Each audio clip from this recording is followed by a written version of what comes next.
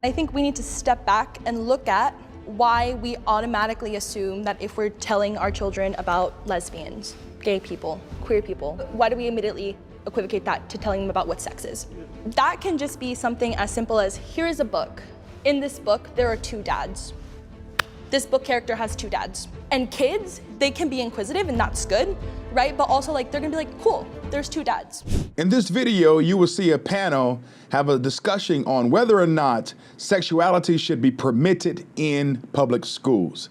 Take a look at this. Discussion about sexuality doesn't belong in schools.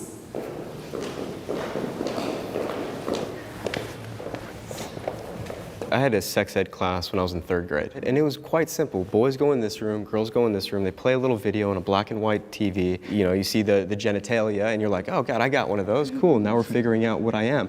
The fear is these schools have no boundaries. Like, if they do the classroom thing where they want to split kids up, how many genders are we gonna do this? We're gonna put boys, them, and then girls, and then how many rooms do we need to create for equality? Or are we really chasing equity? And I think parents now are beginning to realize we've got to stop this and create framework about sexuality, especially in a hyper-sexualized culture. My kids don't need to know at 6, 7, and 8 years old about different types of sexual acts. That's not appropriate. People think that this is just kind of happening, it's a one-off. It is in so many schools. Where I live in Florida, there was a poster going around where kids could text anonymous strangers to get information about sex. And on this poster in school, want to get laid? Wow. I mean, it's beyond, and there is a push for pleasure-based sex. Pleasure for who? My oldest is 9 years old. She's in 3rd grade and she's been exposed to things, and we do have conversations about it, but that's a conversation that I should be having with my 9-year-old daughter. If a 6th grader or a 4th grader is going to be prompted by a teacher, hey, what are your pronouns? As a parent, I should have a heads up about that because they're not even going to understand the question. And so I think that the idea that those conversations are started in the classroom instead of in the home is a big problem. I have a family member who first day of 6th grade was asked for her pronouns, and she stood up and said that as a person of faith, she believed that God didn't make a mistake making her a girl, and so therefore she identified as a she, her, and she was sent to the principal's office and punished for that decision. Thankfully, we haven't seen that broadly yet, but I think it's really damaging to take a shy, innocent 11-year-old child and make them stand in front of a classroom and determine something that they maybe haven't even put that much thought into.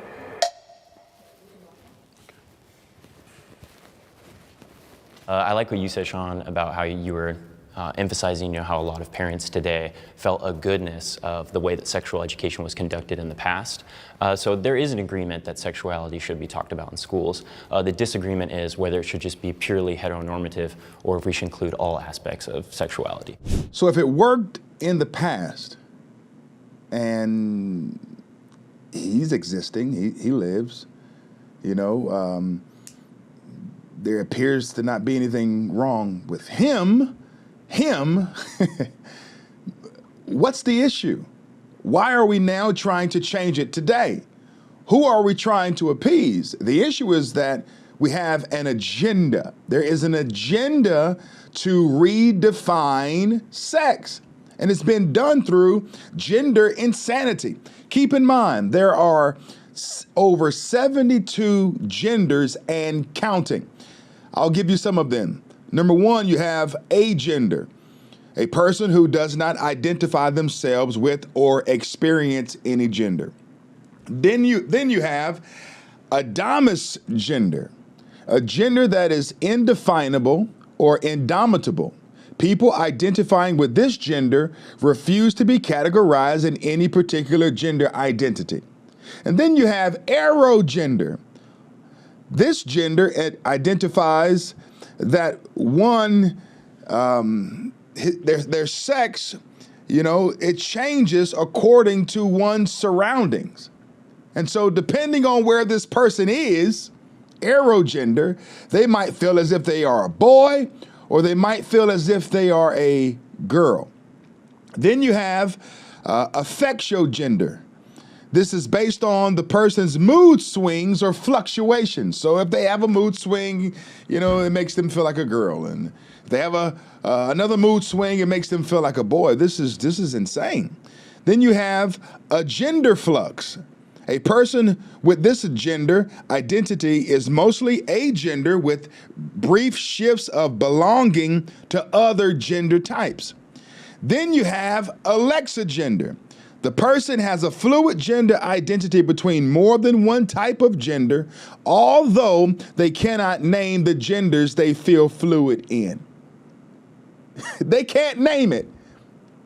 But we're supposed to accommodate these individuals and now change the school system to the point where we berate heteronormativity, but we give access to alexigender and to people who are just confused and don't know who they are, and they fluctuate based upon their emotions. You know this doesn't make any sense. It doesn't. This is demonic and it needs to end. I don't think that we're doing demonstrations to encourage children how to have sex, but this is something that we are trying to, again, educate and make them aware that this kind of things happen. And while you grow up, you're going to have to experience somebody who's of this orientation. Kids are naturally curious, and I think that what I'm hearing from you is I understand where you're maybe potentially coming from, but then where's the line between that sex education and introducing them to porn? Because porn can be educational. I was a virgin when I got married, and for years I was made fun of and heard, well, how are you going to know if you don't try it? We hear that a lot too. If you haven't tried to kiss a girl to see if you like it or not, then how do you really know that you're not a lesbian? How do you really know that you're not gay if you've never slept with a guy? How do you really know that you want to be in a monogamous relationship if you don't sleep around? And when you start to introduce those questions to children, specifically prepubescent ones, they're going to naturally be curious, and their emotional and hormonal maturity is not there to be making those types of decisions that have lifelong impact. Well, you're right, and a lot of them are learning at home, because just like you guys are saying, they come home to tell you things. Well, guess what? Those same kids come to school to talk about what you're telling them at home. You'll be surprised what I hear from students when I do a "What do you think?" Well, let me tell you what my mama and daddy did. And look, I don't have time. Your kid is not that important to me. Not to be rude, I got like 300 students. Your kid is no more important than the other 299. Why are you going to school in the first place and having the teacher and this gentleman repeat what parents do at home? We can care less about that. There's a standard for sex, male and female. We should not be trying to accommodate a person's imagination. You know, I went to Loudoun County to speak at a school board meeting there and found out that you had kids who were in the furry trap. These are children who identify as animals. And so there were kids in Loudoun County who felt as if they were cats. And so their parents brought with them every day a litter box to school, I guess for that kid to pee in. Does that make any sense? It doesn't. And so just because we have people who have gender dysphoria, do we now open up Pandora's box and now discuss 72 genders and counting? No, we don't. We just stick to what's common and what makes sense, because this doesn't. So I don't have time to sit up here and let me get you to think like me. I can't get my own 23-year-old to think like me. At the end of the day, what needs to happen, and this is just my own personal take, parents need to start being parents, because a lot of times the teachers are the parents. They're parenting your kids because absentee parenting. I think that this conversation is really interesting, and I think we need to step back and look at why we automatically assume that if we're telling our children about lesbians, gay people, queer people, why do we immediately equivocate that to telling them about what sex is? That can just be something as simple as, here's a book. In this book, there are two dads. This book character has two dads. And kids, they can be inquisitive, and that's good, right? But also, like, they're gonna be like, cool, there's two dads. All these kids know that there's a dad and a dad. They're not gonna be like, cool, there are two dads. They're gonna be wondering, okay, Mom, what's wrong with you? How come you're doing it differently? They're gonna go home and look at their parents askance and say, hey man, I'm looking at this picture in this book and I see two dads, I see two moms. When I come home, I see a mother and a father. What's the difference? Why are we trying to confuse them? You know, it's not as if the American education system is dominating globally. There are many things that we could talk about other than this whole gender insanity stuff.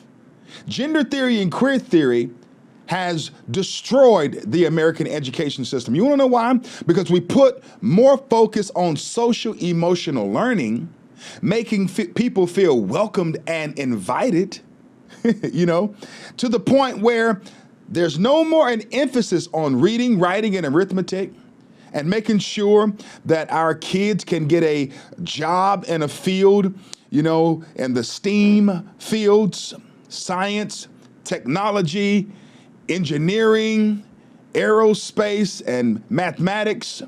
There's no longer a focus towards that, but the focus is on making people feel comfortable. While doing this, we are damaging the most precious people that we have, and that's our kids. And this is a plan that the left is using that needs to be eliminated from the public school system. What we've noticed is that the curriculum in 8th grade and up is a lot deeper than that. It's more like, here is how you can have sex so you do not get pregnant. Yeah. Illustration of anal sex. That is the stuff that we are now reacting against. And that, sadly, is the trust that's being broken between teachers and parents. Yeah, and I think we're moving into a conversation about comprehensive sex ed. What I am talking about is when I go into this classroom and I'm teaching kids, I'm not going to just teach kids material that is heteronormative. Out of curiosity, it sounds like what you're saying is you want to be able to introduce all ways of life. Like these are the people that you will encounter with throughout life. That is what I'm arguing, yes. So would it be okay to include a book with a man having a relationship with a 12-year-old in that book? I know it's extreme. No, hold on, but just hear me out. Because now you're equivocating gay people to pedophiles. No, I'm not. And no, that's not the way. No, you're drawing a line that I'm not drawing. And you're definitely crossing the line. I agree. I agree. And this is why I'm bringing it up, is who establishes the boundary. The law. But what law?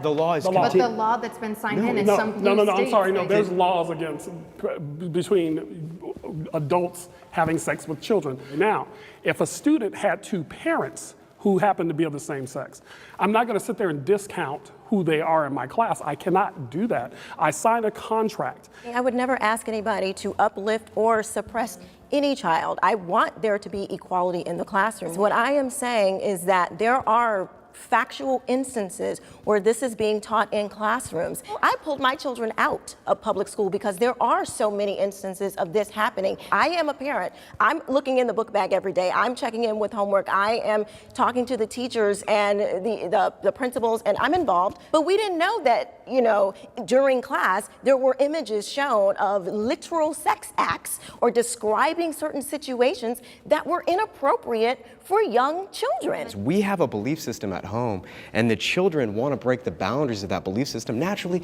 because we're human beings. That's just what we do.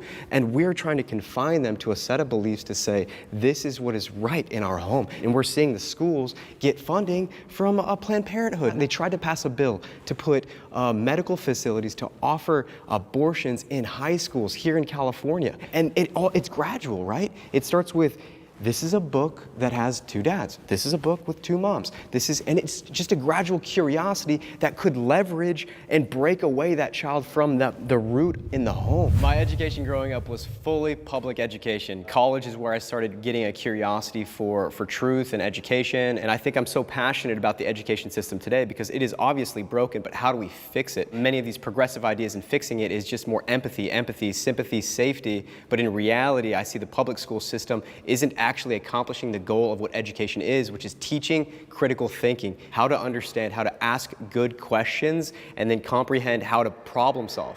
So Genesis 1 verse 27 says this: so God created man in his own image. In the image of God created he him, male and female created he them. You don't see anything in there about 72 different genders. Then verse 28 says, and God blessed them. In other words, God sanctioned this, the male and female construct. He sanctioned that, and he blessed that. And he made that construct fruitful. The Bible says, and God said unto them, the them is the male and the female, be fruitful and multiply and replenish the earth and subdue it, and have dominion over the fish, over the sea, over the fowl of the air, and over every living thing that moveth upon the earth. These genders that are popping up all around the country and different systems, and that are being used as a tool to fight against the male and female construct, heteronormativity, these constructs are not fruitful. Two men will never be able to reproduce. Two women will never be able to reproduce. Having a feeling that when you are, in Miami, Florida, you are a male. But when you go to New York, you are a female. That's what you call aerogender. We talked about it earlier. If your setting dictates your gender, one has to come to the conclusion that something might be wrong with you. And I don't say that in a flippant way. I think that people who are experiencing gender dysphoria, that they need psychological help. They need prayer. And I think we need to support them in getting the help that they need. Thank you so much for tuning in. Like, share, and subscribe to my channel. Thank you so much for your support.